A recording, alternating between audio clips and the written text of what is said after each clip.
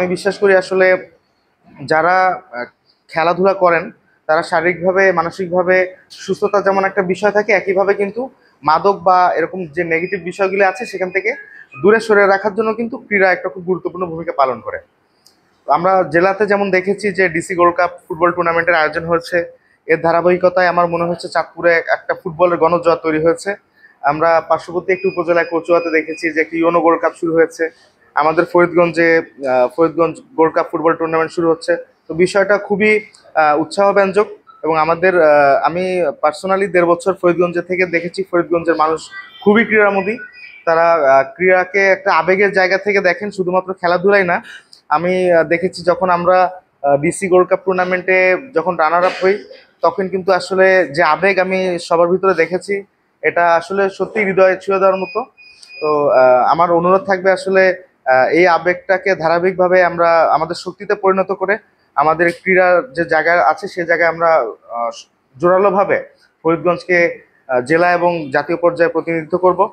এবং একই সাথে টুর্নামেন্টে যারা অংশ নিতে যাচ্ছেন সবার প্রতি শুভকামনা।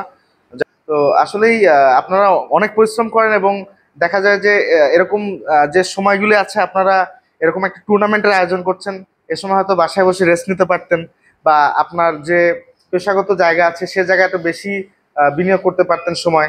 সেটা না করে আপনি কিন্তু আসলে আপনারা ফরিদগঞ্জের ক্রীড়াকে এগিয়ে নিতে খুব কঠোর পরিশ্রম করছেন। এটা আসলেই সাধুবাদ দেওয়ার মতো। আর আমি মনে করি আমাদের যে আবেগের কথা বলছিলাম, যে আমাদের যারা টিমের সাথে আছেন, যারা খেলাধুলার সাথে আছেন, আমাদের আবেগটাকে আমরা আসলে এমনভাবে প্রকাশ করব যেন পেশাদারিত্বটা ঢাকা না পড়ে যায়, এবং আবেগকে শক্তিতে রূপান্তরিত করব যেন আমাদের টুর্নামেন্টে খেলাধুলা মানে শুধুই খেলাধুলা না, আবেগতাড়িত হয়ে যাওয়া না। একই সাথে আমরা ডিসিপ্লিন মেনটেন করব এবং কোনো অনাকাঙ্ক্ষিত পরিস্থিতি যেন না তৈরি হয় এ বিষয়ে আমরা খেয়াল রাখবো। আর আমার বেশি আর কিছু বলার নেই। যারা টুর্নামেন্টে অংশগ্রহণ করতে যাচ্ছেন সবাইকে শুভকামনা জানাচ্ছি। আপনাদের প্রতি কৃতজ্ঞ ধন্যবাদ জানাচ্ছি যে আপনারা যারা টিম ম্যানেজার এবং টিমের কর্মকর্তা বা ক্যাপ্টেন হয়ে যারা আমাদের ডাকে এসেছেন।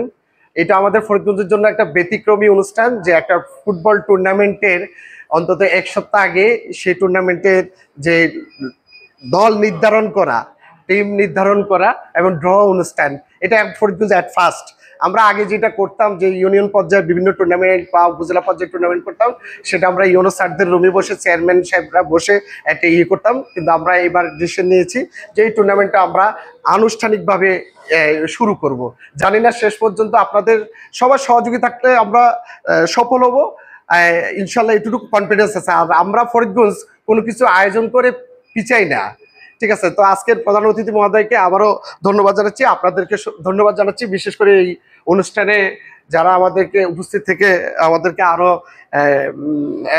আমাদের মধ্যে যা উৎফুল্ল এবং আনন্দের পথে এগিয়ে যাওয়ার, এই টুর্নামেন্ট সফলতার পথে যারা উৎসাহ দিয়ে উপস্থিত হয়েছেন, তাদের মধ্যে বিশেষ করে রয়েছেন ফরিদগঞ্জ প্রেস ক্লাবের সাবেক সেক্রেটারি জনাব প্রবীর চক্রবর্তী, এই প্রেস ক্লাবের আরেকজন অত্যন্ত প্রিয় প্রাণ এবং আমাদের স্নেহের ছোট ভাই হলো সাংবাদিকতা অনেক পুরনো মানুষ, দৈনিক সমকাল প্রতিনিধি, এবং সে একটা ঢাকা টেলিভিশনে কাজ করে, জনাব নাসির উদ্দিন পাঠান।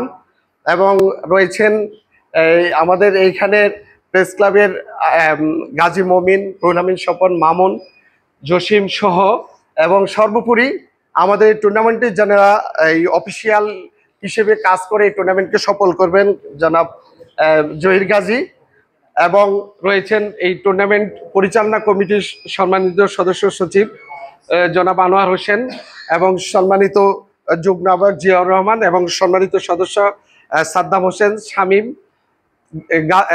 গিয়াসউদ্দিন, এবং আপনারা যারা রয়েছেন সবাইকে ধন্যবাদ।